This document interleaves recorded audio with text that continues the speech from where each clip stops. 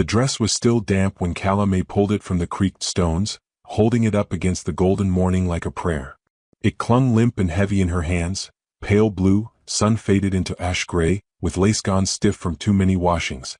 She wrung it once more, the water dripping like tears onto her bare toes, then walked it back up the slope toward the cabin, her boots slung over her shoulder, skirts hitched at the knees. The hem of her slip brushed burrs, the hill baked beneath her feet. Summer had settled into the dust and wasn't leaving any time soon. Granny Elsie was already at the table with a knife and a pile of wind-bruised apples. She'd lit a stub of candle on the stove, even though the sun poured in loud through the windows. "Well," Elsie said without looking up, "suppose it'll dry quicker on you than it will on the line." Calla smiled, small and tired. "Suppose so." She slipped behind the curtain that divided their two-room shack and dressed with hands that shook, just slightly. She buttoned every button, even the ones at her throat. She tied the ribbon from last year's Christmas into her braid, though it was frayed and mostly lost its red. When she stepped out again, Granny looked up, really looked, and for a heartbeat didn't speak. "You look like the day you were born," Elsie said. Too pretty to believe and too serious to smile. Calla did smile then, or tried.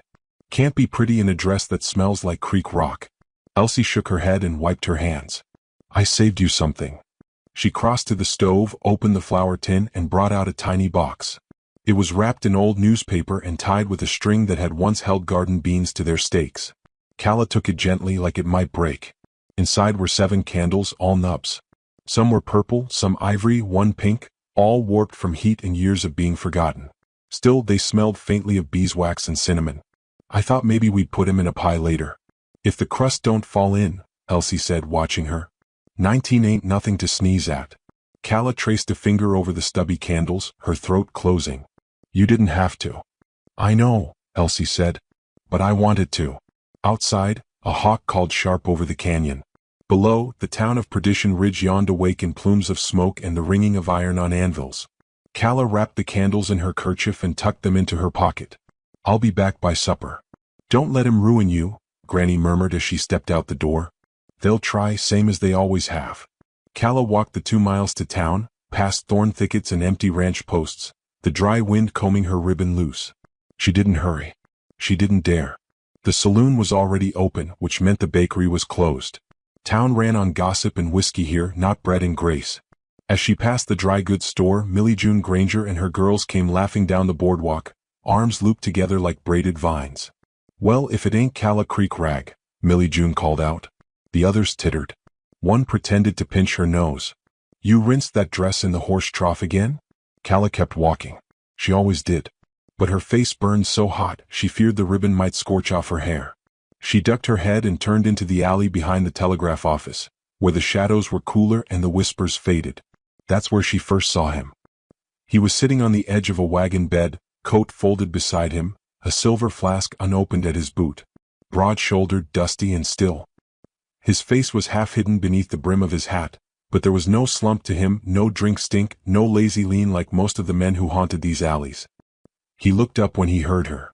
Eyes steady. Pale gray like smoke. Calla froze. He didn't smile. Didn't nod.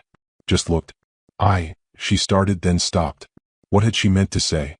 That she wasn't lost? That she'd only cut through the alley because of girls like Millie June? "Pretty ribbon," he said. His voice was rough, but soft, like barnwood smoothed by time. She reached up to fix it without thinking. "It's not," she said. "Just old." He didn't reply. She shifted, awkward now, fingers tightening in her skirt. "It's my birthday," she said. Still nothing. She tried to laugh and it came out brittle.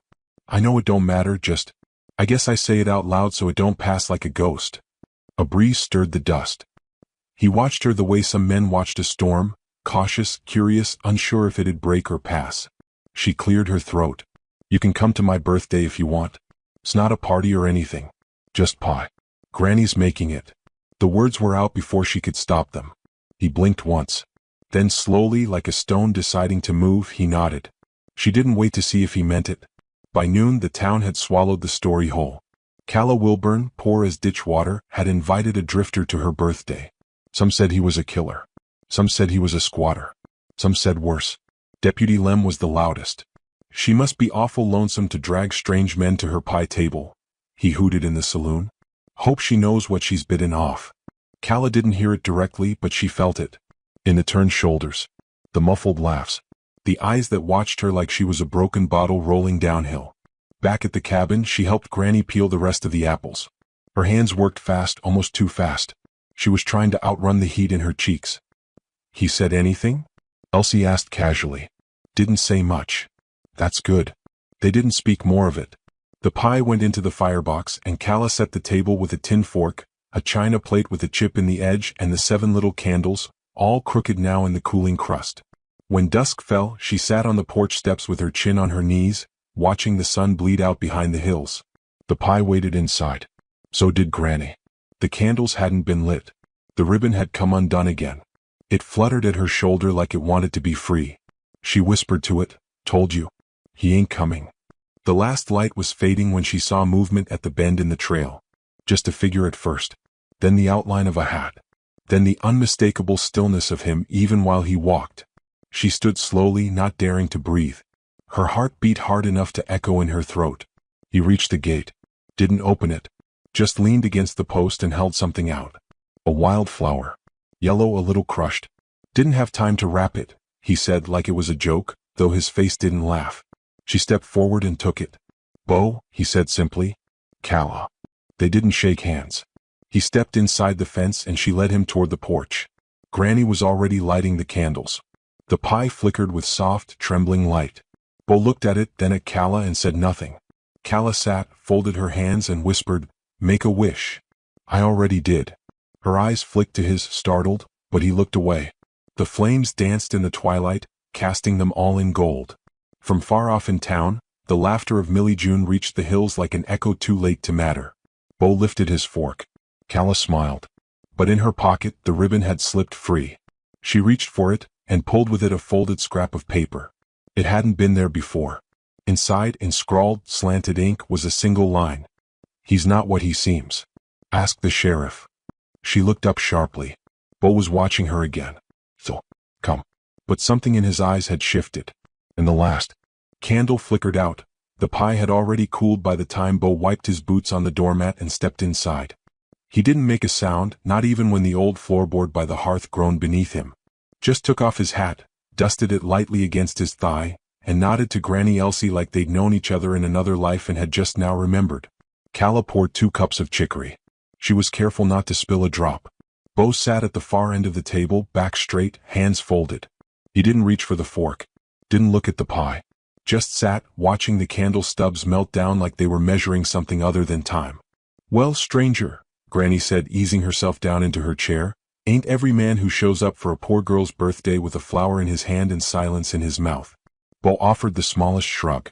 "Wasn't the silence I came for." Granny raised a brow. "No." He glanced at Calla. It was the kindness. That word hung between them a long moment. It felt bigger than the room. Calla shifted in her seat, flushed and flustered, suddenly conscious of how thin the table was, how plain her dress looked in the candlelight, how she hadn't thought to lay out napkins or extra sugar or anything fancy at all. Bo picked up his fork and took the smallest bite of pie. He chewed slowly, eyes steady. Then he nodded once as if it had passed some test only he knew how to give. "Good," he said. Calla bit her lip. "It's just apples." "That's so." He set the fork down, careful. "Tastes like mercy to me." Granny let out a low chuckle and pushed her chair back. "I'll leave you two to your metaphors and awkward glances. Gonna string up laundry before the light's gone." Calla opened her mouth to stop her, but the screen door had already creaked and clapped shut behind the old woman. And so it was just them. Bo didn't seem to mind the silence. He sat like it didn't press or itch. Calla, on the other hand, felt the minutes stretching thin like old twine pulled too tight. She cleared her throat. "You from around here?" "No." "Passing through?" "Maybe." She blinked. "You always answer like that?" "Only when I don't know the truth yet." That caught her. She didn't smile, but her mouth relaxed. She studied him, the way his coat was patched neat at the elbows, how the knuckles on his right hand were bruised faintly, like he'd hit something hard a week ago. Not a drunk's bruise. A working man's. She wanted to ask him where he'd come from, why he was alone, what he'd meant by kindness.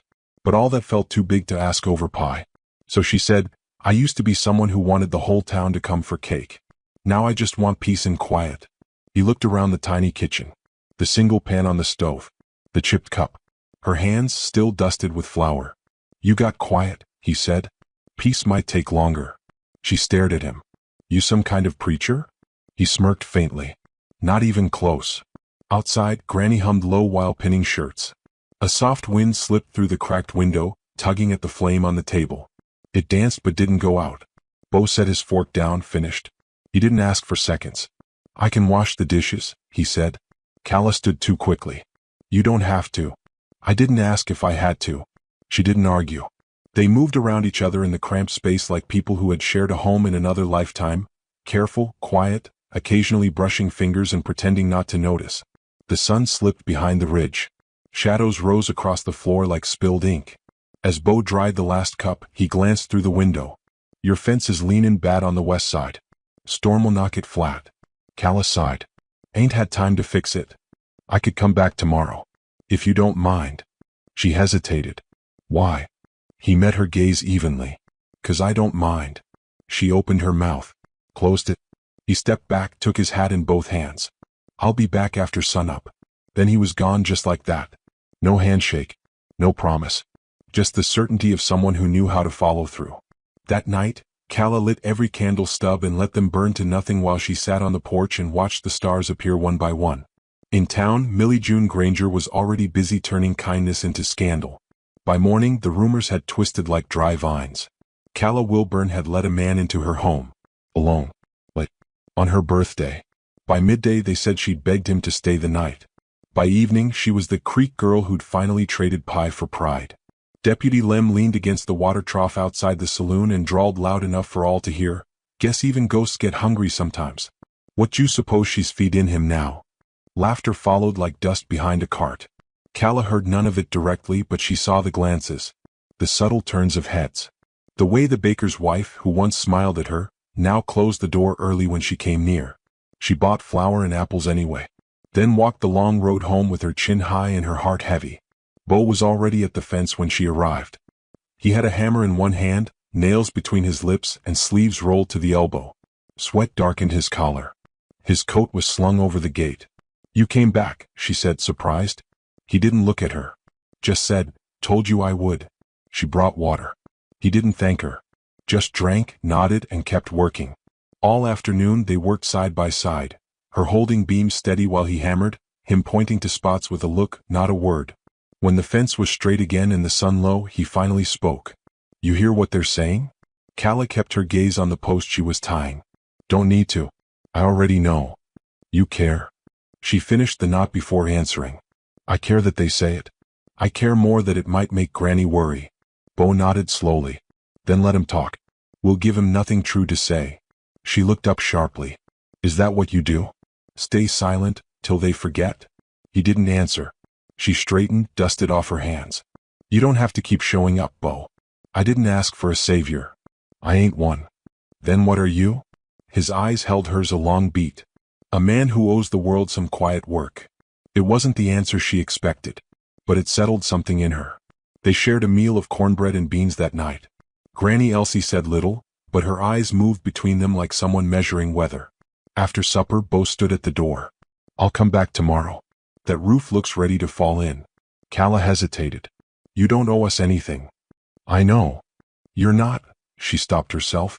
"You're not what I thought." He raised a brow. "What did you think I was?" "Someone passing through." "Maybe I was." "Not anymore." She watched him disappear down the path again, his figure swallowed by the shadows like always. But this time, the silence he left behind felt less like absence and more like promise.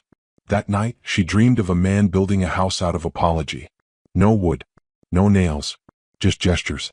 The next day was hotter. Granny wilted in the chair near the window, a wet cloth on her neck. Calla told her to rest, then took a basin outside and began scrubbing linens. Bo arrived just past noon. This time he brought wood slats and a small satchel of tools. While Calla hammered beside him, she caught him staring at her hands. She frowned, pulling them close. "They're calloused," she said. "Not pretty." "They're strong," he replied. "That's better." And just like that, a warmth spread up her spine like sunlight on cold stone.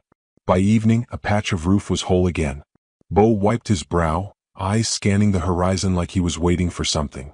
"Expecting someone?" she asked. "No. Just listening. To what?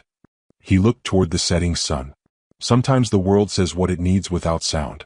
You just have to be still enough to hear it. She studied him again. The way his quiet didn't feel empty. The way his presence was a kind of music without notes. When he left that night, she followed him to the gate. I found something, she said. After you left. A note. His shoulders stiffened. She watched him carefully. It said to ask the sheriff about you. He didn't flinch. Didn't blink. What do you want to know? He asked, voice low. I don't know yet. He nodded. Then wait till you do.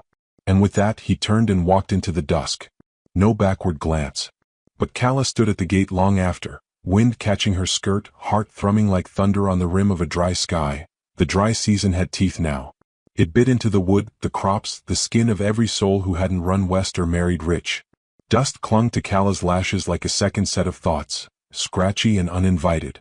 The well pump creaked each morning with more complaint than yield, and Granny's breath had begun to rattle, especially when the heat hung thick.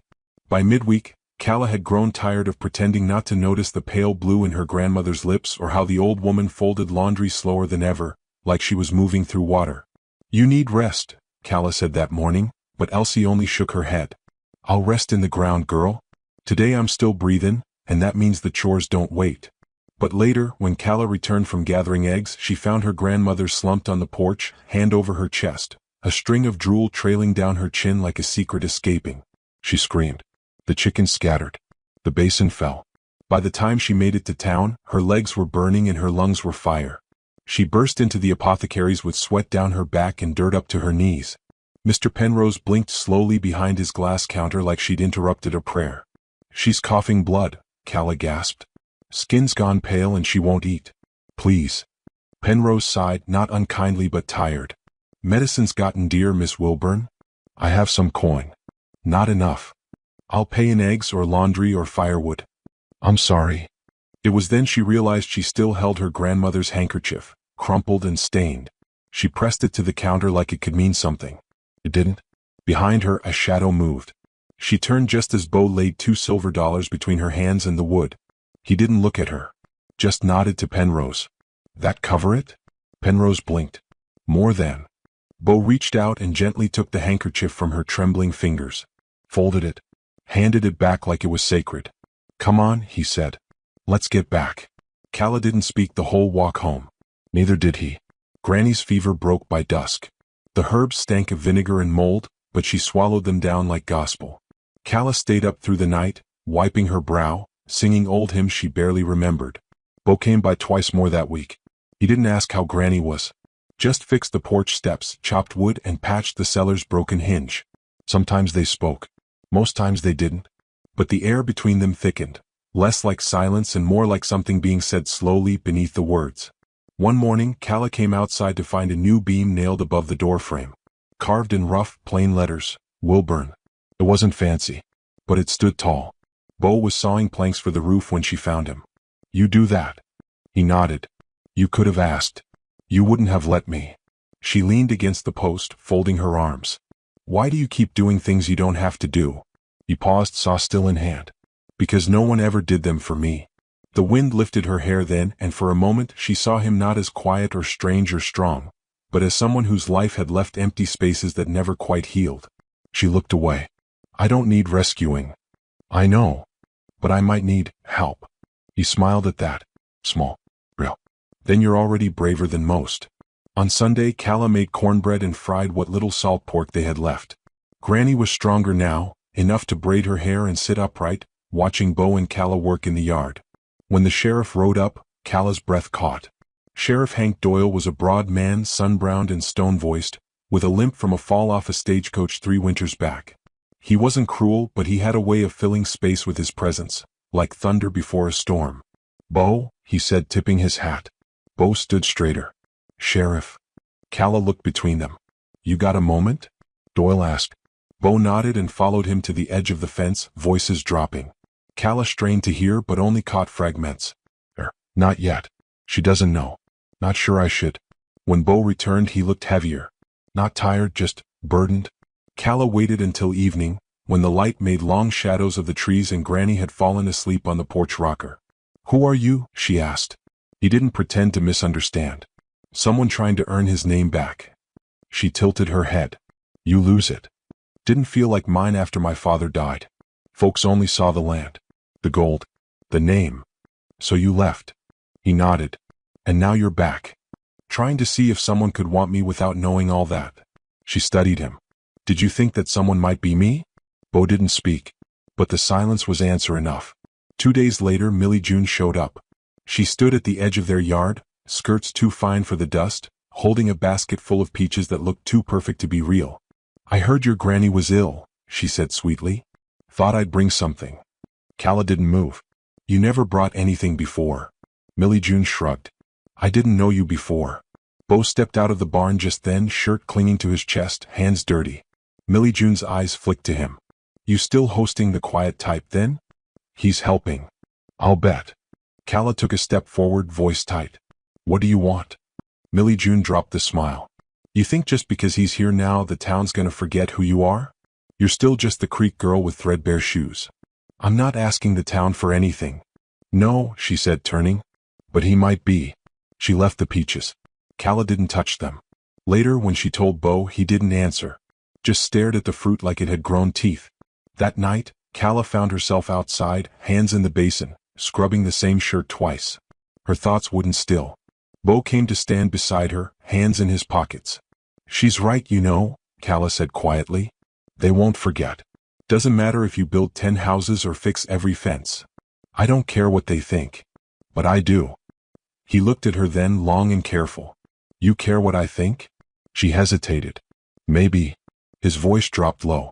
Then let me tell you. But before he could, a cry rang out from the cabin. Calla dropped the shirt. They rushed in.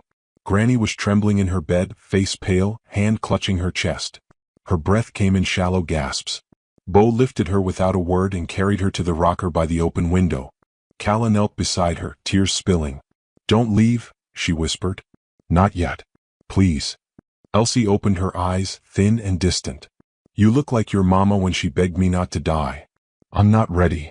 You never are, Granny said, barely audible. But you'll be all right. He makes you stronger. Her eyes fluttered shut. She slept. But it was different now. As if something in her had shifted closer to the edge. Calla stayed by her side until the moon rose. Bo stood at the doorway watching. When she turned, her eyes were rimmed red. I don't know how to do this. You're doing it. I mean, life. Alone. After. You're not alone. She shook her head. You say that now. But when she goes, I'll still be here. Calla stared at him, searching. Then stepped forward, closing the space between them. She didn't touch him. Didn't ask for anything. Just said, don't make promises you don't mean. I don't speak words I don't carry. Outside, a coyote called once. Distant. Lonesome. Inside, something fragile and invisible settled between them, like breath held too long finally let go. The next day Bo didn't come. Nor the one after. On the third morning, Calla found a folded scrap of paper wedged under the beam he'd carved. 3 words written in steady hand. Ask the sheriff. She stood there in the doorway, wind tugging at her nightgown, heart full of questions she didn't want answers to. The morning of Granny Elsie's funeral broke clear and still, like the sky was holding its breath. No wind stirred the dust. No crows called. Even the creek behind the Wilburn cabin flowed quiet that day, moving slow as honey through sunsplit rocks. Calla braided her hair in the mirror with trembling fingers. She wore the same pale blue dress she'd washed in the creek weeks ago, the one Bo had seen first. The one Millie June had laughed at. Now it hung loose on her frame, the waist too wide. Grief had a way of stealing weight with invisible hands. Bo hadn't come by since the note. Not once. She'd read it again and again, ask the sheriff, until the words blurred into meaningless scratches. He hadn't explained. Hadn't waited for a reply. He just disappeared. Outside, the preacher was waiting under the cottonwood. Sheriff Doyle stood beside him, hat held to his chest. A small knot of townsfolk had gathered near the fence line, mostly out of habit, not love. Millie June was there in a dress too white for mourning. Her gloves matched the parasol she didn't need. She leaned in to whisper something to Deputy Lem, who chuckled, then straightened when Calla stepped onto the porch. She walked down the steps alone. No hand steadied her elbow. No arm offered comfort. Her eyes didn't meet anyone's, not even the sheriff's. The service was short. Elsie had outlived most of her kin, and none of her enemies had the heart to say bad things out loud. The preacher read a psalm about rivers and dust. A few heads bowed. Most did not. When it was over, folks drifted off like tumbleweeds in opposite winds. Millie June made sure to pass near. She paused with a smile that didn't touch her eyes. "I heard your hired hand left," she murmured sweetly. "Guess he got what he came for, Calla said nothing. Just stared at her until the smile cracked and Millie June moved on. Sheriff Doyle waited until the last wheel creaked away. Then he stepped beside her. "You read it?" he asked softly. Calla nodded. He took a deep breath, then exhaled slowly. "Beau's name is Harlan Coyle Jr. His daddy owned half the valley. Died 4 years ago." She stiffened. Harlan didn't want the land. Said it turned good men into mirrors, only ever showing folks what they wanted to see. So he left. Rode east. Worked cattle. Lived plain. Calla didn't speak. He came back 6 months ago. Quiet. Told me he didn't want anyone to know who he was. Said he wanted to see if anyone could love him, before the name followed. She clenched her jaw. So I was the test. "No," Doyle said gently. "You were the reason he stayed." She looked away. "I told him to tell you," the sheriff continued. "He said he would. But sometimes men who've been unseen too long forget how to speak straight." The sun beat down hard. Her mouth felt dry as cotton. Doyle tipped his hat. "If you need anything." "I need to be alone," she said. He nodded and walked off. Inside the cabin, the pie plate still sat on the windowsill from 3 nights ago, untouched. The ribbon Beau had first complimented lay curled beside it, faded to a soft gray pink, like it had given up trying to be red. Calla picked it up, turned it between her fingers. Then she placed it in the drawer beside Granny's comb and closed it gently. That night, she lit one of the leftover candle stubs and sat at the table with her hands folded. The quiet was louder now. It had weight. The next morning she rose early, washed the dress again, pinned up her hair, and walked to town with her shoulders set. The post office had a new sign tacked to the door. Cattle auction next Friday, Coyle Ranch Holdings. So it was true. She made it as far as the mercantile before the whispers started again. This time though they weren't cruel. They were careful. "That's her, ain't it? Girl who was with him before we knew. Thinks she'll marry him now?" But Calla kept walking. She didn't stop until she reached the end of town, where the roads split. One path led to the hills, the other to the Coyle Ranch lands. She turned toward the hills. That afternoon she scrubbed the cabin top to bottom. She chopped wood until her palms blistered. When the sun dipped, she sat on the porch and listened. Not for footsteps. Not for hoofbeats. Just for the world. Granny used to say silence was God's way of giving you a place to think. The next 3 days passed the same way. No letters came. No visitors. But on the 4th something changed. A knock. She opened the door expecting no one. Beau stood there. Hat in hand. Shirt clean. Boots dusted. He looked like a man trying to unburden himself without breaking the thing he'd carried. She said nothing. He didn't enter. "You read it?" "I did." "Then you know." "I know you lied." His jaw flexed. "I didn't lie. You didn't tell." "That's different." "Not from where I stood." A long pause. "I wanted to be sure," he said finally, "that it wasn't the money." She looked at him hard. "You think I could ever fake what I gave you?" "No," his voice cracked. "That's the part one couldn't bear.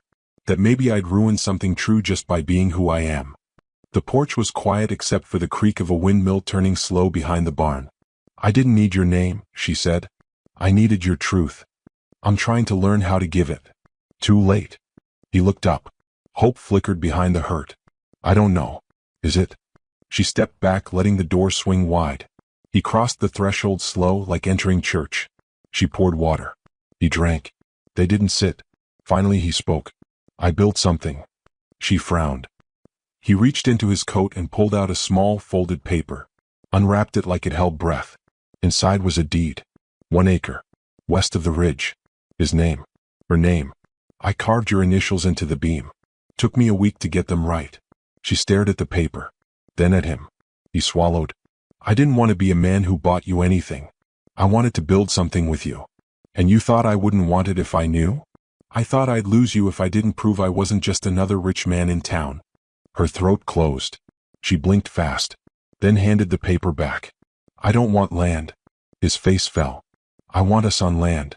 His breath caught. She reached out and took his calloused hand in hers. I don't forgive easy, she said. I don't forget wrongs.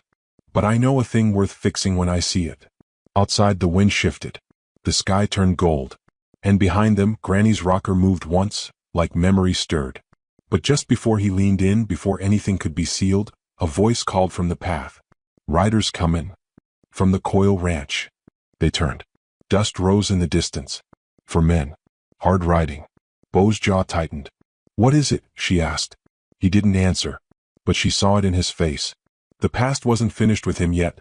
The hooves hit hard, kicking up clouds of rust-red dust that curled around the horizon like smoke from an omen.